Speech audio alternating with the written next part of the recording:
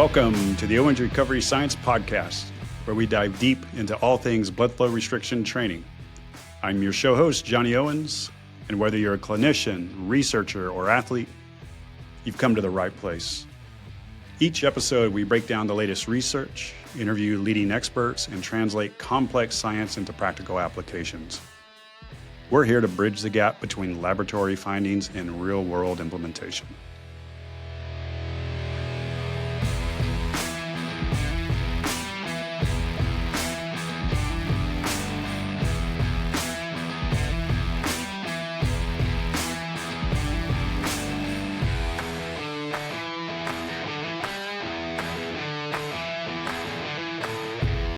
Welcome back to another Owens Recovery Science Podcast. I've got a special crew. The old crew is back. It's been so long they didn't know how to get their mics and their headphones to work, but finally, these newbies have figured it out. So we have Zach and Ben back on the podcast with us, and Kyle. Woo. And I kind of like this podcast, Kyle. Kyle's like, hey, I've got a podcast I want to do. You guys don't prepare. Don't worry about it. Yeah. No agenda. Oh, like this is a freaking setup. This is a setup. Kyle's I love it. got a bee in his bonnet. He's going to try and trick us on something. It's a trap. It is a trap. Let's do it on Monday after Father's Day because, Johnny never passes up a party. So I'm already hungover from last night and my brain's not working. Dude, it's sad. Like any celebration, like my birthday, Father's Day, whatever, all my presents look the same. They're all like a little bag about the shape of a bottle. Can you guys get a little more creative? There might be a UT shirt thrown in every now and then, but all right. That's awesome. So Kyle, you freaking cook, man. Let's see what you got. I'm ready to shoot some bullets. Well, yeah, so something that I've been experiencing recently is a lot of people asking me about using eccentric exercise with BFR. And in some cases, even just sort of the assumption from people that it would actually be better to do it in that manner. Like the eccentric portion of the contraction would provide a better stimulus for hypertrophy and things like that. So I just figured that might be a good kind of topic for us to talk about. There's a few different studies that have looked at combining BFR with eccentric exercise. But it really, for me, kind of started from a place of, well, what do we even know about eccentric exercise? Like how much of the information that we hear is accurate? How much of it is lacking context, that sort of thing. So, I mean, I'm just kind of curious from you guys, have you got people asking you that question about eccentric exercise, and how do you usually answer it? Dude, I submitted a whole freaking grant to the NFL with it. With every Pac-12 team and every SEC team except for one on board. So maybe I'm one of those dumbasses that's maybe why we didn't get the grant. But it was a thought. We made it to the finals. We were the last two. Did you know, Kyle, that Dr. Feely was on the panel? Did I tell you that? No, I did not know that. Yeah. He was on that panel? It was during, COVID, so we had to do a Zoom panel, and he was one of the ones. I should have got on his ass on the podcast for rejecting us. That's so funny. Yeah. They picked something new and novel instead to study, eccentric exercise for hamstring injuries. Like, wow, no one's ever looked at that before. But anyways. Yeah. So, I mean, I've got thoughts. Look, like we know the Yasuda, Jeremy's like long time ago, concentric versus eccentric, concentric did better. But I don't get a ton of people asking. The Olympic team, when I was out there, for the runners we're talking about, that the runners really hate doing Nordics because it just makes their hamstrings feel tight for a long time. And, and we can go into this, there is a potential for less muscle damage, maybe. Yeah. If you do BFR, low load eccentric. So that was a thought. But I get more about BFR and isometrics. But what about you, Zach or Ben? Yeah, I mean, I would say it comes up maybe every now and then, not super frequent. But I think the the question or the answer to the question I'd always give is basically, what are you looking to change, or what are you looking to target? And then that would be my kind of, is there benefit to it, or whatnot? And then what is the context of the individual you're working with? And then that would also help to drive the answer. Yeah. I don't feel like I get the question all that often. It comes up, like Zach was saying, every now and then. And I feel like it typically comes up around the idea of, rehabbing tendon. People will be like, oh, I know we're supposed to be doing eccentrics. So should I be doing eccentrics with my BFR? Is that better? And I tend to say, I think it really depends on how you're performing the exercise and how much weight you're able to actually load for the exercise as to, is this something that we really need to have that much more focus on eccentric versus just performing an isotonic exercise and trying to get to fatigue. So, yeah, limited conversations about it come up for me. So teach us up on eccentrics, Kyle. What do Yeah, we so need well, to that know? was kind of my next question is, well, what do you guys, what do you like think you know about them, or what do you believe about them? Because I suspect we all probably have learned a lot of the same shit in school or heard it from people. But like, when you think eccentric exercise, and you were asked to describe it to somebody, how would you describe it? So I went to school in the 90s, bro, and we didn't learn physiology. We just learned modalities, diathermy, ultrasound, this new thing called e-stim. So, but yeah, eccentrics, more tension. There's muscle damage. You can handle more load than concentric. But the thing that was always with the BFR perspective is concentric, there's more metabolite accumulation. So you're probably getting a little more juice from the BFR side. When you're combining with concentric, you're saying, Mm-hmm. yeah. The metabolite accumulation, I mean, it's more mechanical tension on an eccentric, lengthening, sarcomere damage versus concentric. We're getting a lot more of the metabolite accumulation, which is probably why Yasuda saw they won. Even though maybe in that study where concentrics beat eccentrics, they were underdosing the eccentrics. What am I Ben, missing? what did you Somewhere learn? else go. Yeah, Or I what do know you remember? the main concepts that I remember are, just the using it as an overload strategy, being able to load heavier than you can typically control or manage concentrically. Definitely, a lot of conversation around more muscle damage in that, eccentric form of exercise than just a traditional concentric or isotonic. I know that I don't like eccentrics from personal experience. That was always a common theme for me. Was a lot of discomfort and typically some more soreness, likely because I hated to train it and didn't do it that often. So when I did it, it broke me off for a while. Um, but yeah, a lot of the same things that Johnny mentioned. Okay. Z? Yeah. He's going to be like, well, the phosphorylation of S6K. And then The cross bridging is Yeah.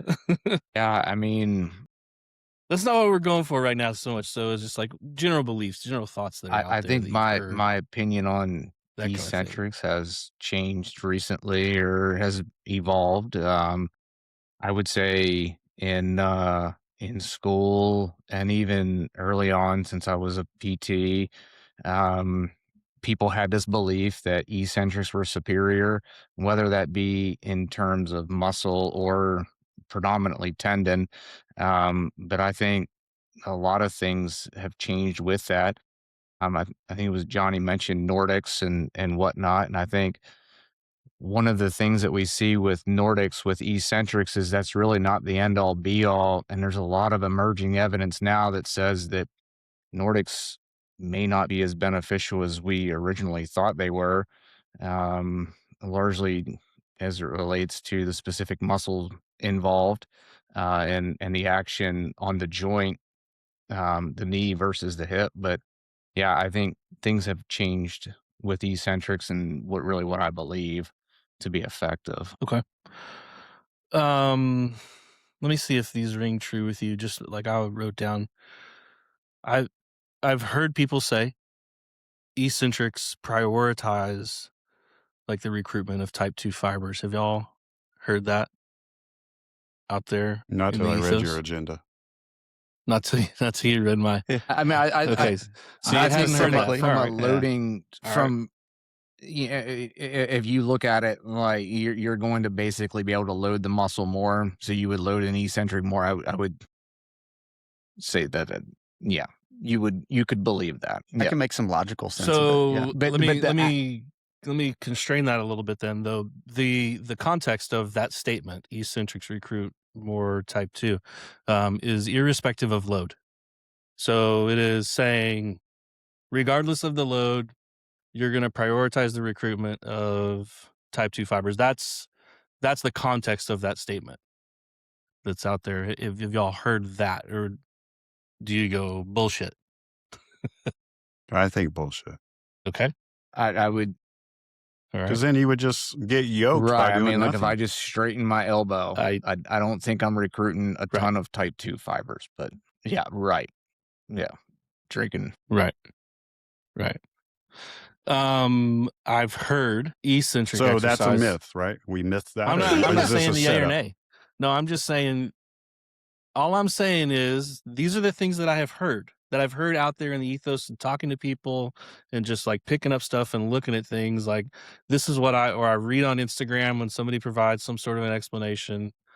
And I'm like, well, eccentrics recruit more type 2 sure seems to lack a lot of context for me when I just think about it critically. But also, like, where the hell does that come from?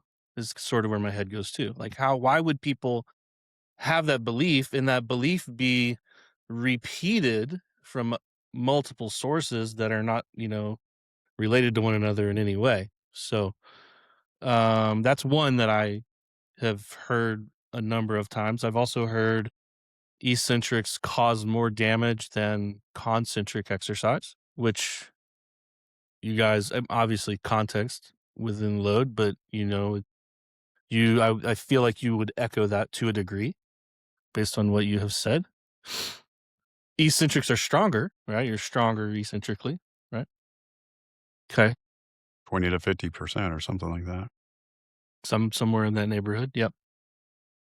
Those are the main ones that I have heard, but I think it's, if there's anybody listening that doesn't know what an eccentric versus a concentric is, Please stop listening. I know. Yeah. Maybe it's not the right podcast, but it helps us sort of explain why there's potentially some thought behind you get a larger amount of exercise induced muscle damage. You have this sliding filament theory with regard to how muscle contracts, the myosin head cross bridges to the actin and pulls on it, and then that kind of continues to happen. That's how and basically when you do a concentric exercise, the muscle is shortening, whereas when you perform an eccentric contraction, the muscle is lengthening. So those cross bridges are kind of breaking free. But the thought is that as that muscle is lengthening, those cross bridges are tearing off and damaging the muscle. And so that's where that muscle damage comes from. When I was kind of thinking about this, one of the hard things that I had a really hard time reconciling, for starters, was, well, how in the world could eccentric exercise cause more muscle damage, but I'm also 20 to 40% stronger with an eccentric exercise, right? Because how does that jive with the traditional isotonic exercise? That created a problem for me logically. I'm like, that doesn't make sense. If I can lift this weight, why in the world would that same weight that I can lift concentrically cause damage eccentrically? So do you guys, have you thought about it in that context, or do you understand why that happens maybe? Well, the lengthening effect can play into it, but I've always thought it was the load. So you're going to be doing more load eccentrically, and you're going to get more muscle damage because the load would be higher than what you're able to. The load, you just picked up the load. The load's the same as you picked up. It's an isotonic exercise. But Is that I true think though? what That we're Well, I think the this is hold where on. same load? I think what Johnny's saying is if you, I think we're talking about maybe two different things, Kyle. You My context that I'm bringing up is the context of a one rep prescribing exercise as we traditionally do based off of a 1 repetition maximum, Mhm. right? And the eccentric portion of that exercise is what's causing the damage. Well, I think this is where the context is maybe lacking because I know for me when I thought There's of something missing. There has to when be, right? There's when gotta I be thought of something missing. eccentrics causing more muscle damage, I was thinking of it in the context of how I was initially exposed to it, which is overloading an exercise to perform the eccentric portion of the movement with help for the concentric portion of the movement because I couldn't do the concentric myself, right? Versus load matched or just, doing an isotonic exercise that you can normally perform for a set number of reps and saying that the eccentric portion of that movement is somehow causing more damage than the concentric. So there, that's perfect. So yes, all of that. But the statement, eccentrics cause more damage than concentric, would be a statement that is made regardless of load. And I would argue that is believed, generally speaking. And what's interesting is has some physiologic foundation. So what I found was that, like Johnny said earlier, metabolically, we see the cost of a concentric exercise being greater. Like there's more work having to be done by the muscle. And we see, things like EMG being greater with the concentric portion versus the eccentric portion. And so what looks like happens is once you begin to perform that eccentric exercise, and this is where that knowledge of like you heavily recruit type 2, it looks like you use kind of a skeleton crew of muscle fiber to perform the eccentric action. So the amount of muscle you use to pick up the load then gets spread across less muscle fiber as you begin to lower it. And so that's where you might be performing a isotonic exercise, let's say in accordance with ACSM guidelines like we had for a long time, and we knew those loads caused increases in muscle size and muscle strength. And there's potential now for that load that you have been prescribed based off of an isotonic to actually cause more damage during the eccentric portion. So that's where that notion actually comes from. It's been shown to be accurate. So it's like this thing called the skeleton crew theory. And I think what's interesting is it kind of makes sense based on, if we think about how we recruit muscle to perform an activity following Henneman's size principle, we just recruit just enough, right? And it's type 1 first and so and so on. But then we also know that type 2 fibers have a greater ability to produce force. And so now that once that load has been lifted, if all we have to do is set it down, it kind of makes sense from just like an evolutionary perspective, metabolic cost perspective, that it would behave in that manner, that we might use less muscle to lower it down because we don't need to pick it up. Is that a concept that you guys had heard before? Well, yeah, and it's not just muscle. I mean, it's the ECM and the static structures Well, too. but we're just that are talking about lengthening. the type of muscle right. contraction, though. Yeah, obviously there's So you're plenty of saying context if we're I leaving do, out. well, I'm going to say for me, I was going to say 30 pounds, but 110-pound leg extensions, Single leg. Yeah. single leg, Mm-hmm. concentrically, and then I work match it eccentrically, the muscle damage will be more just on the primarily on the eccentric side. Because I really always thought it was more load based. Wait, hold on. If it's the I'm not- same load concentrically or eccentrically, No. there's studies that'll show you're going to have more muscle damage Yes, with eccentrics correct. up to but it has to be a threshold. I mean, a low Yes, load isn't going right. to do it. And that's where that context piece comes in. Because at some point, that makes zero sense, right?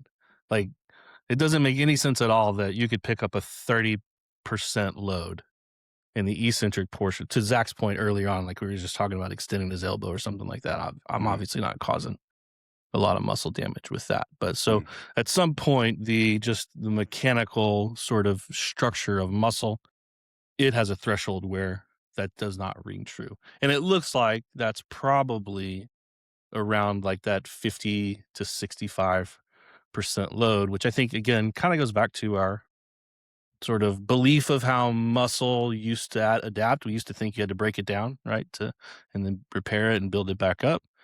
And follows kind of along with our ACSM guidelines, if you will.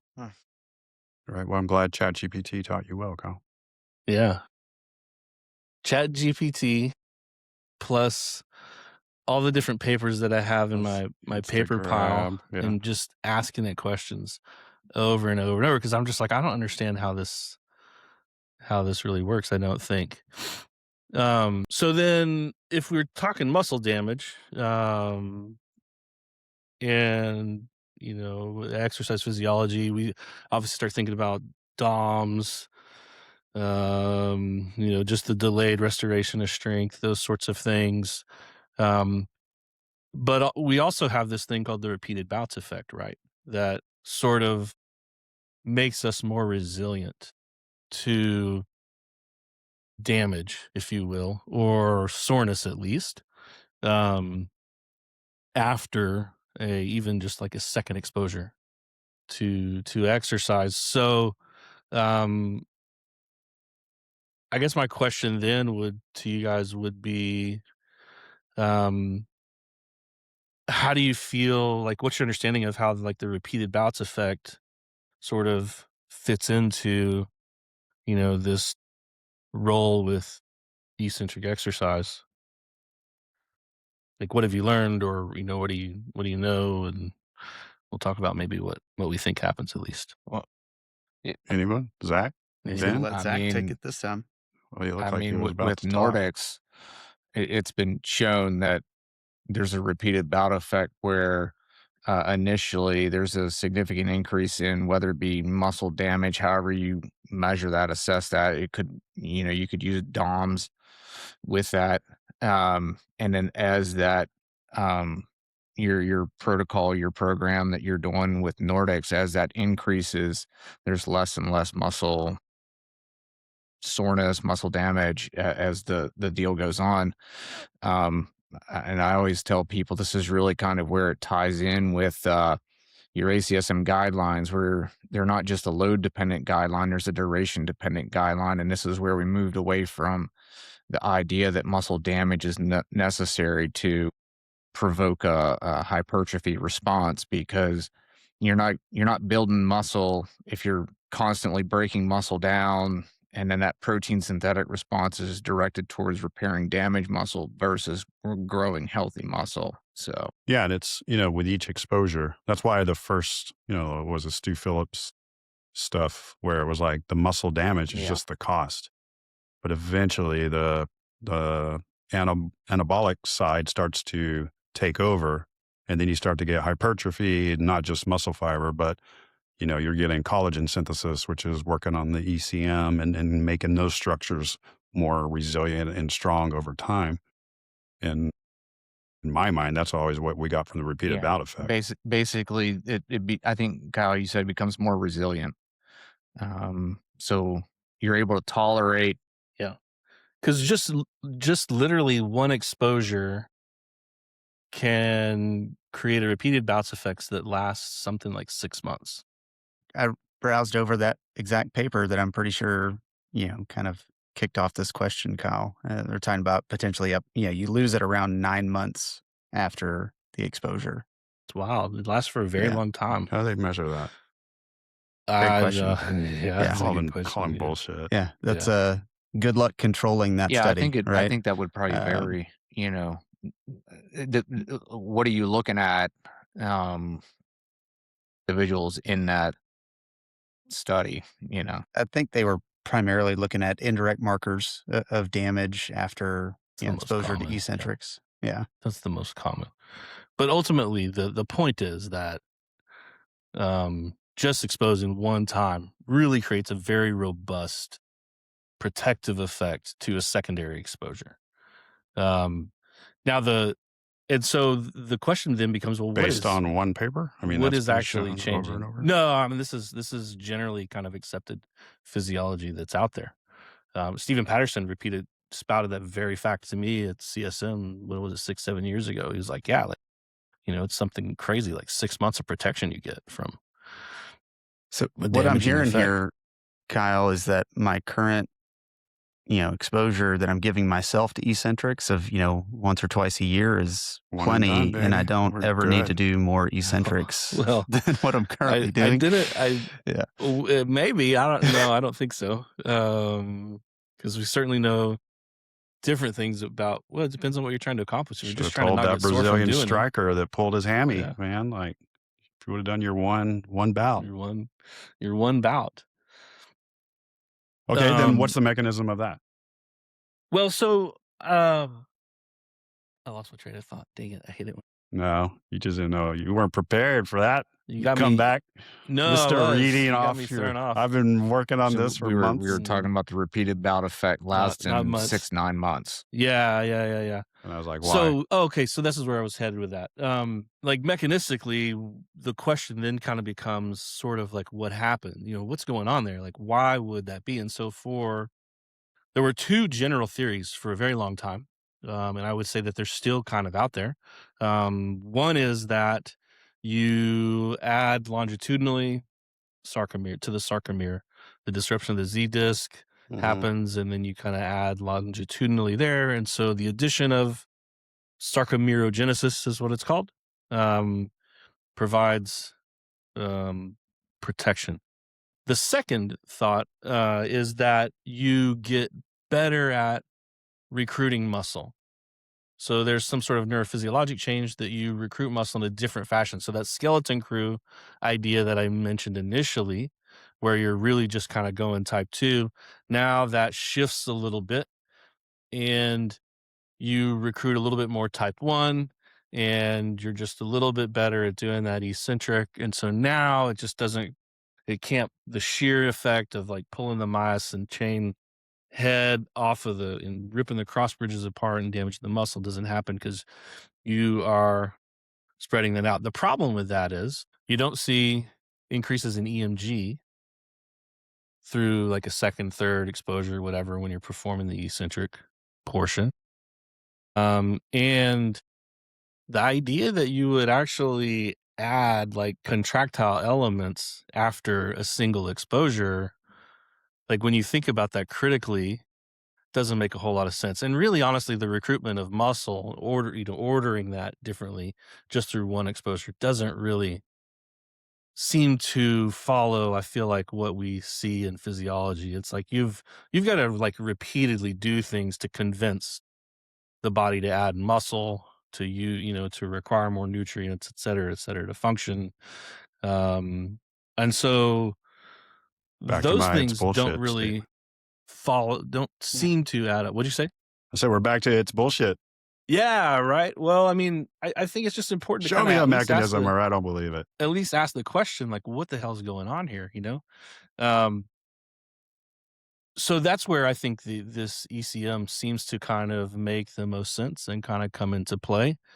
That likely, over time you lose some of the lateral force transmission components of the extracellular matrix. And, now when you create that damage, that's the thing that you can kind of, not only do you repair the damage to the muscle fiber, but you can sort of repair that extracellular matrix in a lot quicker fashion.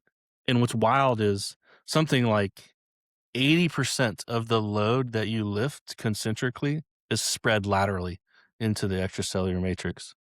So I think that also, like when you think about it critically, that also sort of makes sense in terms of like how you're able to use less muscle and how you're able to be so much stronger eccentrically is because that muscle is already contracted, that force is already spread laterally, and now you start to load into an eccentric fashion, and you've already kind of done all of that work that typically you would do with a concentric exercise.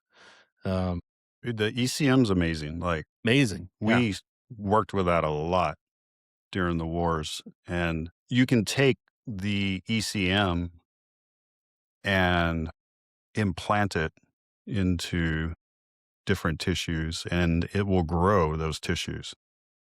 And this Marine who took a freaking RPG like explosion and took out his like almost his whole quad, he he couldn't generate any torque at all. And we were able to put the ECM into his muscle that was left, and it just created a giant collagen scar matrix. And the dude was able to generate like, almost 50% torque compared to his other limb after that collagen structure came back. So just some muscle, but a ton of ECM and scar let that guy be able to walk. Which is crazy. So when you're working out, you're not just working out muscle fiber, you're working out ECM as well. Mm-hmm. Yeah. All the movement. And I think that, All right, I'm back. Now I believe that theory. starts to make a little bit more sense in terms of like what we've learned and what people used to believe in sort of the context now of where our knowledge is. Things start to make a bit more sense. But I think we haven't really come out right and said it and talked about it specifically, but you cannot really just talk about eccentric exercise. You have to talk about eccentric exercise in the context of the load that's being lifted. We lost Zach a bit there. Just let them log in. So you, like Ben, when you talk eccentrics, you can clearly tell by the way you're talking about it that you are performing eccentric exercise with a load that you are unable to lift concentrically. So it's a super super maximal. physiologic Yeah. load. It is a load that we would have to base off of an eccentric maximum, which is sort of where, Johnny was kind of going with the NFL thing earlier. Like those loads were based off a super maximal physiologic load that they lifted in that study out of USC. They didn't lift a 30% of one repetition maximum load.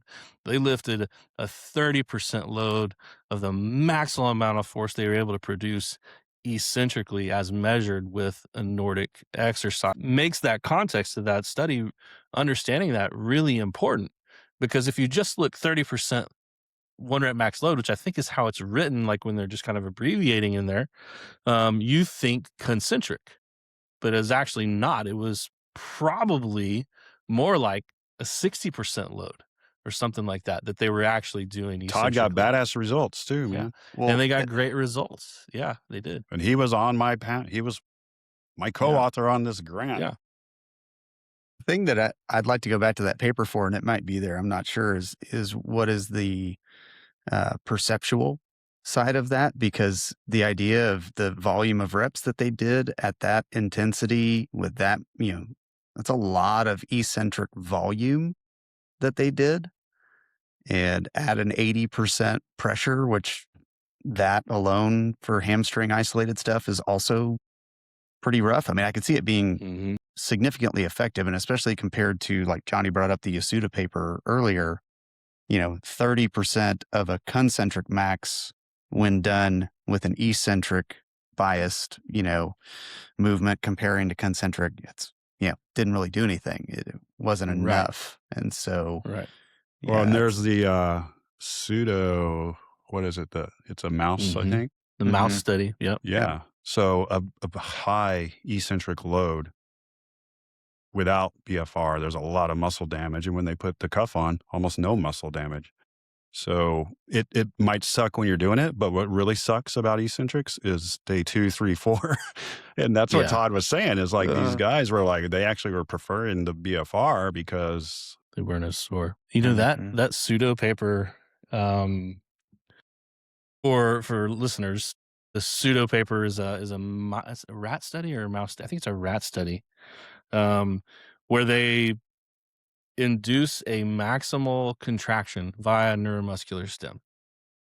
And then they had this dynamometer that just like broke these little rats off into like knee flexion or whatever it was.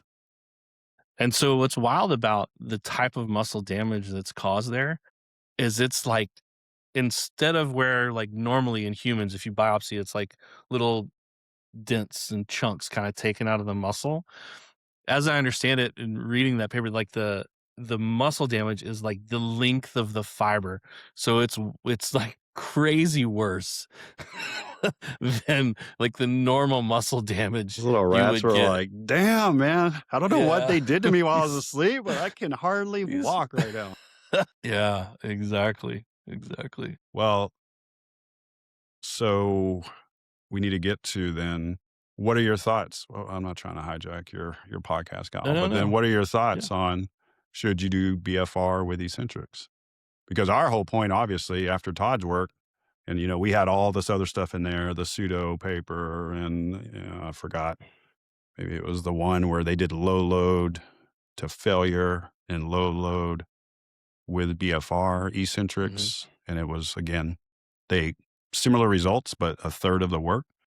And so for an injured population, this all seemed really good. Yeah, I think, that I think the way you guys did Eccentrics is just different than traditional BFR, and you could even maybe look at it as like a progression potentially.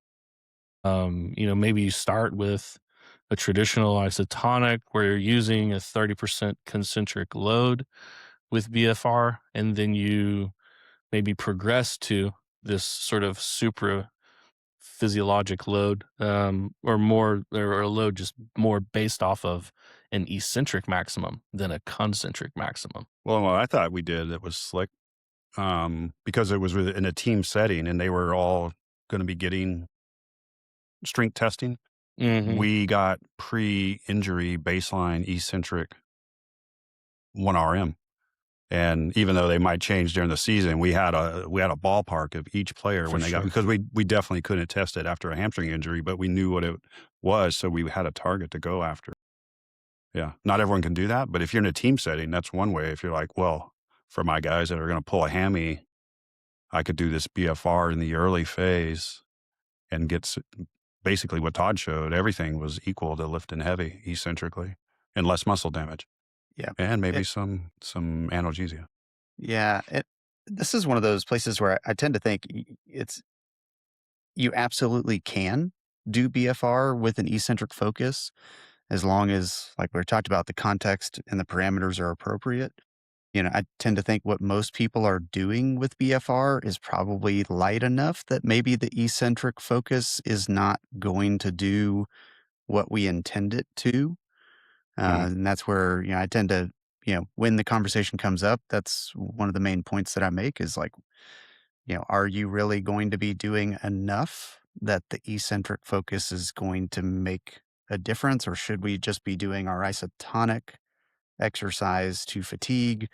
And then as you can tolerate more load, let's go push some loading. And then again, from an eccentric standpoint, are we talking about, heavier load? Are we talking about something with some speed? What is the goal and what's available to dictate if we should be doing it with BFR? Yeah. Well, I think the key point out of all this was if you're doing eccentric with BFR, you're not in a 20, 30% 1RM to probably move that needle. Right. Yeah. Yeah, exactly. That's the problem. There's not a place I'm going is make sure you've got the load prescribed appropriately. And if it's eccentrics, it needs to be a percentage of an eccentric 1 rep max. And just to kind of, maybe further support that, I don't know if y'all saw the Behringer study, but I like that paper because it's a knee extension exercise at a 75% of 1 rep max with and without BFR. The BFR is like 20 millimeters of mercury below AOP. So it's a pretty high pressure, but you can see the control group could do like 142 repetitions at that load without BFR.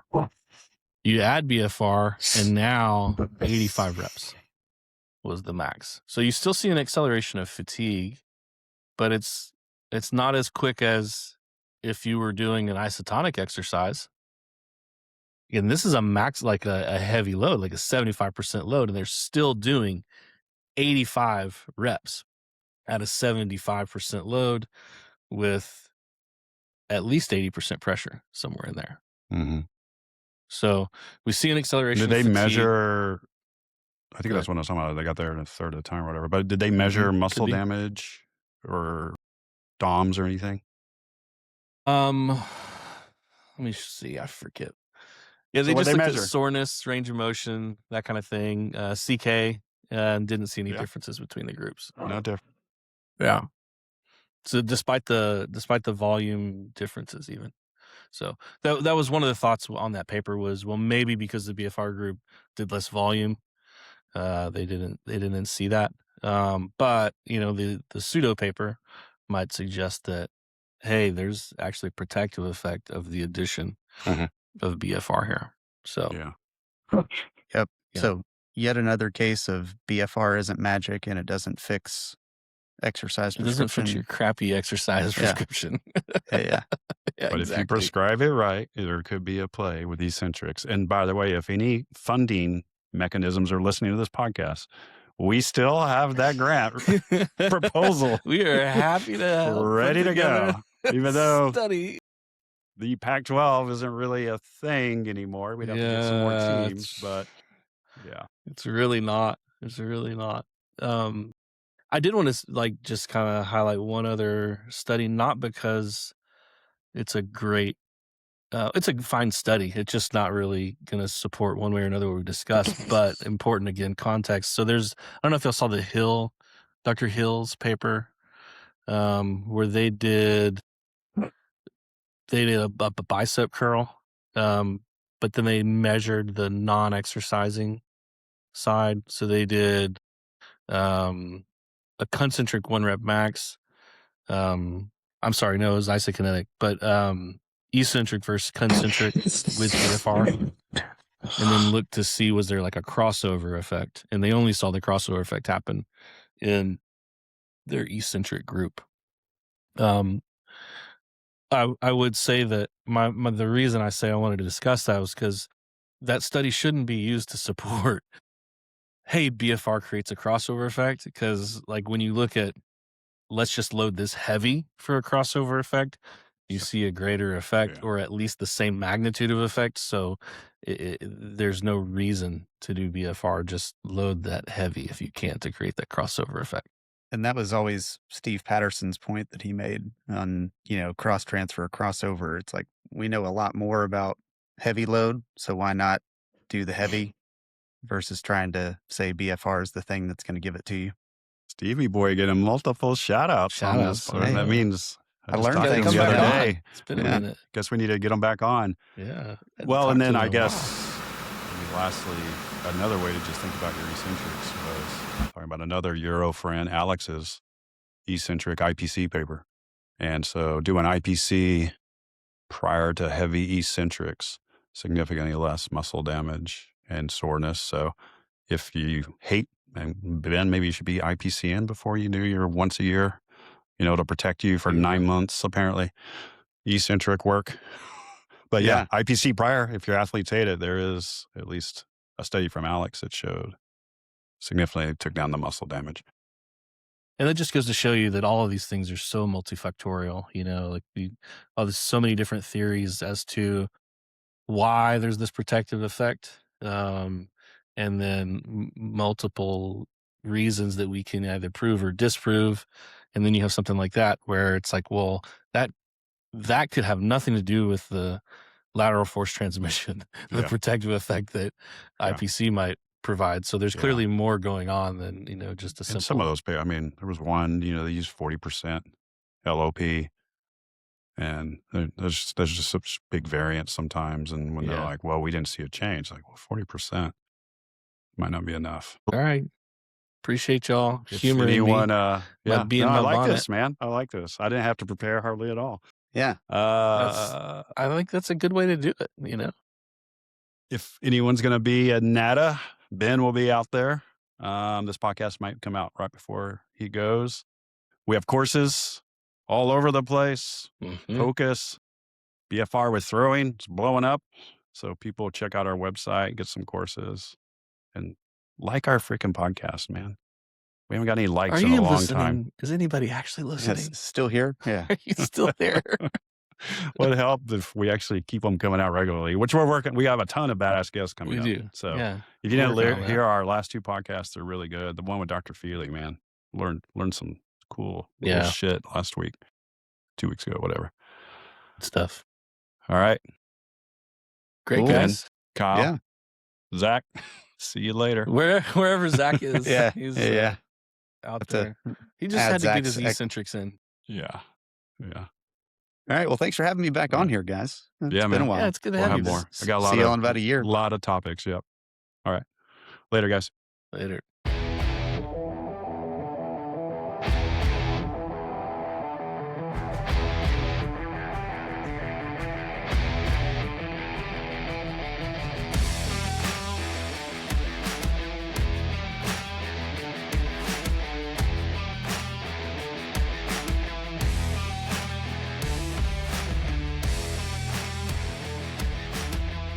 Thanks for tuning in to the Owens Recovery Science Podcast.